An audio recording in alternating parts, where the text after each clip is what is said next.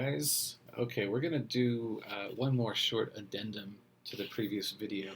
It occurred to me only after I finished that video that I didn't explain the giraffe photo.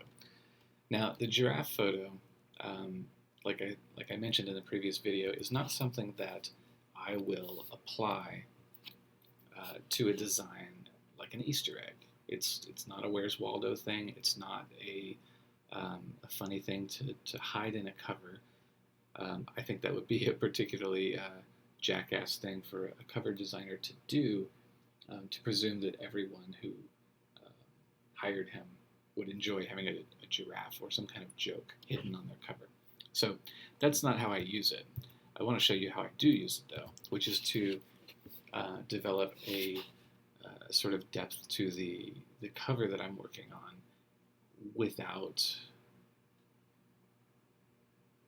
well, it's it's sort of a shortcut for adding natural shadows and light to an image. And it doesn't have to be a giraffe. That's just what I've always used because um, I happened to find an image that worked for me very early on. So I'm going to paste the giraffe photo in. You'll see it's a very large photo. Not too terribly large, but large is good.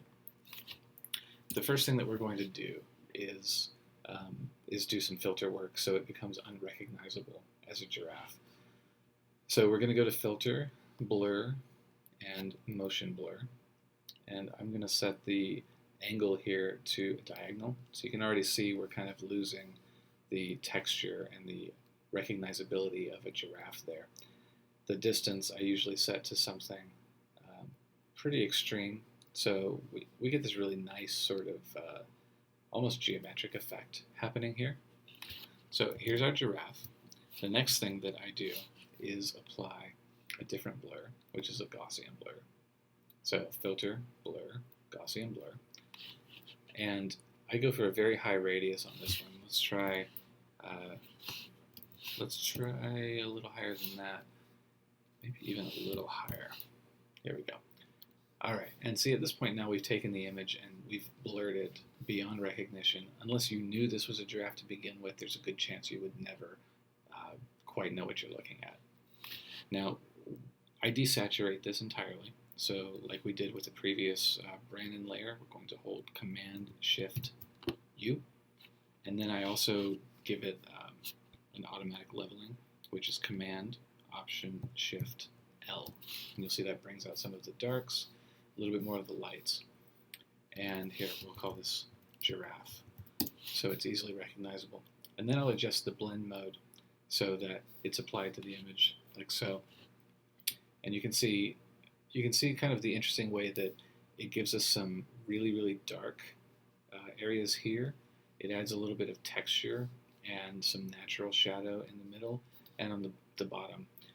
The thing that you can do with it is move it around to see where it has the best effect for you. For me, I'm going to say it's probably going to be right about here, where it's giving us nice darks, but not too terribly affecting that nice vast sky in the middle. I'm also still not wild about the way it shades right here, because it's affecting that wonderful sort of gloppy drip that we've got going on. So you can also apply an opacity change to diminish it. And let's see how that still retains a bit of those shadows, but it's a little too light for me. So let's put it in the 40s. If you turn it off and on again, you can see it's still giving us some depth in the darker areas. And I'm much more happy with the way it's changed here. That actually looks more like a cloud with a little bit of distance and substance to it. So that's how I use the giraffe. There are still other things that you can do. I might as well point out while I'm in here. Occasionally something I'll do when I'm not entirely happy with the color palette that I have at the very end. So I'll create an entirely new layer. Let's call it color. Let's say I really wanted this cover to feel red. So you can take red in your color selector here and fill that layer. So in this case it would be Option Delete, or of course you would use your paint bucket tool right here. Once you've filled it, you can play with the blend mode until you get to a place that you're really happy with. So you can set it to color, which would affect the entire image. And let's say the opacity should be 30. And let's turn that off and back on. Now you can see our cover has that sort of overall threatening red vibe to it that it didn't have before. And in fact, I kind of like that. So we're going to, it's a little bit too extreme, so we'll take the opacity down just a bit more. But now we have this subtle red tint over the entire image. In fact, I'm going to take it down just a little bit more. So 15% red color. And see how that just gives us a nice sort of murky touch. It almost looks like you're looking at a town during fire season when the winds are blowing in some heavy smoke. So again, some fun extra things that you can do to enhance an image without spending a lot of time manipulating things like, let's say, curves. If you don't want to adjust curves, I'm not even going to do this for very long, but it's worth pointing out that you can do image manipulation that gets really, really, really specific. And these are cool, and I do use them quite often. Let's see. Let's cancel that, and you can see how it changed the image.